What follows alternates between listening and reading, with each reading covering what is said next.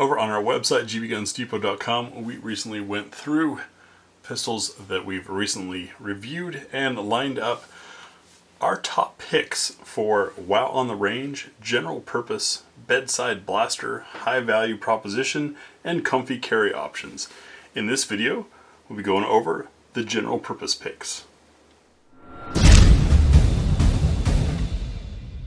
Now, inclusion in this list doesn't mean that they are the absolute best out there. It also means that exclusion in this list doesn't mean that a pistol isn't good. Simply put, in recent times, what has really stood out as a good fit for the category. And general purpose, I've got some criteria. A general purpose handgun should be good enough to carry, enjoyable on the range, be able to work as bedside. This is kind of the jack of all trades, and that usually means some compromises in a few places. However, I think there are some good options out there. These three, the Canik METE SF, the Grand Power K100, and though modified, the Sig P365 Macro. I'll be going over each of these for full reviews. Of course, we have those here on the channel, but if you want even more details like specs and pricing, etc., check out GBGunsDepot.com. That's where all of our deep dive stuff is. Generally, when people think of a general purpose firearm, they think 9mm 4-inch barrel 15 round, the Glock 19, the compact size, if you will. And that's where the METE SF comes in. I think it's kind of interesting that it didn't get nearly the fanfare that the rest of the METE line did when it came out. Tia recently used this at the Guardian conference as her pick for something that was close to her MC9 carry gun. However, still large enough and comfortable enough to shoot that you don't mind 3 days of shooting with it. If you've ever spent extended time with micro compacts, you know that it gets old. It's just they get a little tiring loading those magazines, the extra recoil, things like that. So having something large like this is a way to have a similar trigger and handling without the bear that comes with micro compacts.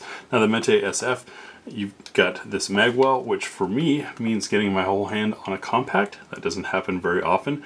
Adds to my comfort and sort of not only keeps my pinky out of the way from reloads, but also gives me a pressure point to really lock onto and hold on to the gun. A lot of customizing options available with the METE line. We have a nice trigger, as Caniks are known for. It's optics ready. This is a Shield RMSC that Tia ran in the course. But this is a gun that is not too big to carry, still got decent capacity for range or home defense use. It just kind of fits the do-all category. Next in line, slightly different, but a long-time favorite of mine is the Grand Power K100. 4¼ barrel, so you're getting a little extra velocity. You're also getting smoother shooting. And with the rotating barrel, recoil is also quite different, very smooth and soft. Spectacular trigger. And you have double action as a backup if need be.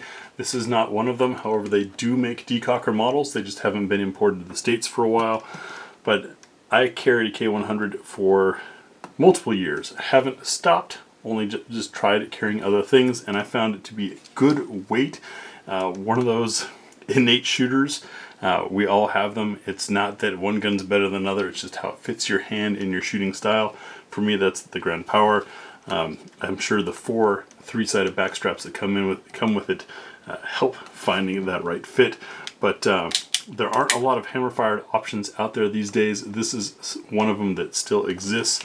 Spectacular gun, highly underrated. I think its success is part of why it's gone unchanged for so long. However, we do have the Mark 23s coming soon. So if you want one of these older Mark 12 styles, you're going to need to jump on that when you can. And my third pick is the 365 Macro, which, if you're new to the 365 world, or maybe no one's really fully explained it to you, the modularity of the fire control unit, being able to have it just essentially the trigger and guts inside be what counts as the firearm, means you can swap out a lot of things. With the X Macro, we got an XL length slide that is ported using the regular 365 3-inch barrel.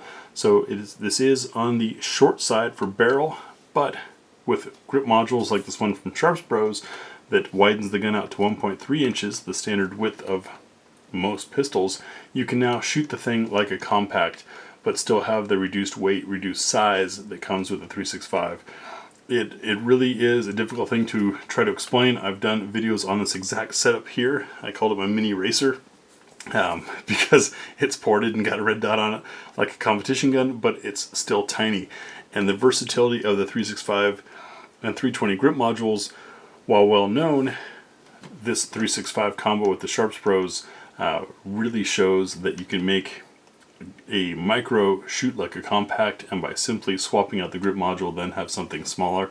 So it gives you a lot of versatility without having to necessarily own more firearms or let the government know that you're changing what you're shooting. Just buy different grips, swap slides, swap barrels, all that kind of thing with complete privacy. So these three are what my picks were for best of the dual handguns that are out there. We've got from smaller to your classic compact to a little bit bigger than compact, kind of duty size-ish, but still 15-round magazine. These three I think you could comfortably use in a variety of roles and do a lot of things with. This is really where your budget is well spent, is this category of guns, because these are the ones that aren't too small to train with, they're not too big to carry, they can do several things. I'm sure many of you have either made a choice or pressed into service a certain pistol as your dual choice. I'm curious to hear what those picks are. Let me know in the comment section below. And for full details, where to find these things, etc., head on over to gbgunsdepot.com or check the pinned comment. Thanks for watching.